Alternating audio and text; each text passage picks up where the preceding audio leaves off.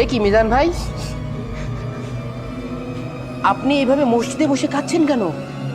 কি হয়েছে আপনার? আরে দেখো তো জালা, কি হয়েছে আপনার?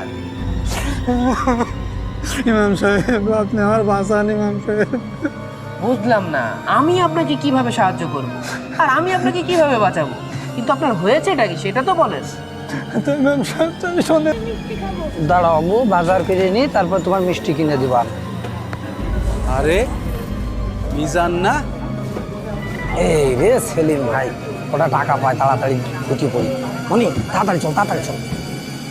আমার দোকানতে বাকি খেয়ে খেয়ে তুমি আমার সব ফাঁকি দিয়ে চলে যাচ্ছ। দাঁড়াও, তোমার ব্যবস্থা আমি করছি। ভাই আলু কত? ভাই আলু 60 টাকা কেজি, কতটুকু দিব? ঝাল কত? ঝাল 100 টাকা পোয়া। এত দাম? আপনি এই মাসে দাম বেশি। হ্যাঁ ভাই, কি লাগবে? আসেন আসেন। ভাই আলু কত? ভাই আলু তো 65 করে বেচতেছি, দান আপনার জন্য 60 টাকা করে নিবানে।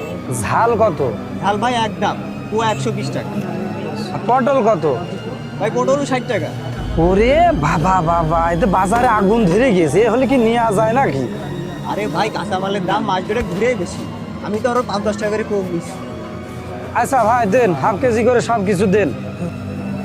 এই কিরে মিজান, সে গত 1 বছর আগে বাকি খাইছিস, সে টাকা দেওয়ার নাম নেই। টাকা চালেই নানা অজুহাত দিস। তোর নাকি বাড়ি হাড়িই জ্বলে না, আবার থলে ভরে বাজার করে নিয়ে যাচ্ছিস। কাহিনী কি?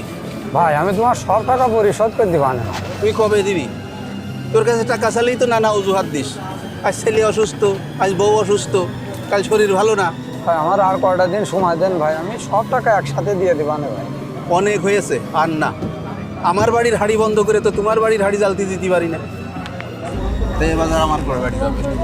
ভাই আনোয়ার ভাই, আমি বলছিলাম না খেয়ে থাকবেন আনোয়ার ভাই।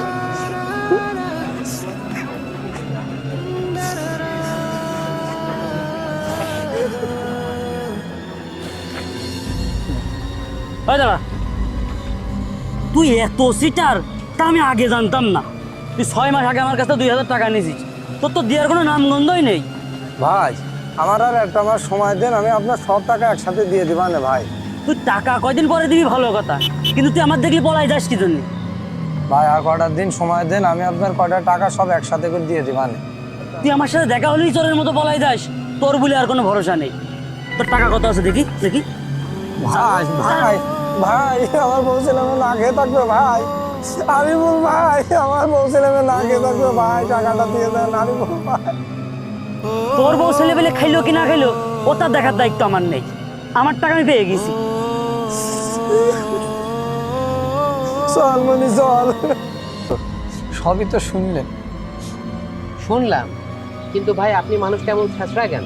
আমি এই মসজিদে ইমামতি করে 5,000 টাকা বেতন পাই, আপনি আমার কাছ থেকেও 3,000 টাকা ধার করে রেখেছেন, সেটা দেওয়ার কোনো নামগন্ধই নেই। আবার শুনলাম আপনি নাকি ঠিক মতন কাজ কাম করেন না, একদিন কাজে যান তো 5 দিন বসে থাকেন।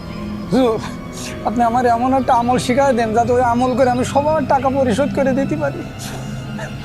আরে ভাই, শুধু আমল দিয়ে কি ঋণ পরিশোধ করা যায়? আমলের পাশাপাশি পরিশ্রমও তো করতে হবে।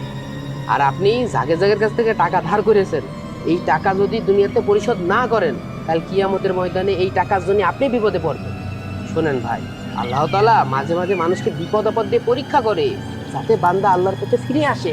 তাই আমি বলি কি, আপনি নামাজ কালাম শুরু করেন আর আল্লাহর কাছে মন থেকে সাহায্য চান, দেখবেন আপনার সব বিপদ আপদ আল্লাহ তাআলা দূর করবেন। কারণ আল্লাহ তাআলা বলেন, হে আদম সন্তান, তুমি আমার ইবাদতের জন্য সময় বের করো, আমি তোমাকে 2টা জিনিস দেবো। এক, তোমার হাতকে আমি সচ্ছলতা দিয়ে ভরে দেব, এবং তোমার অভাব অনটন সব দূর করে দেবো। যদি তুমি এটা না করো, তাহলে তোমার হাতকে আমি ব্যস্ততা দিয়ে ভরে দেব, তোমার অভাব অনটন কখনোই দূর করবো না। তাই বলি কি ভাই, আল্লাহর পথে ফিরে আসে।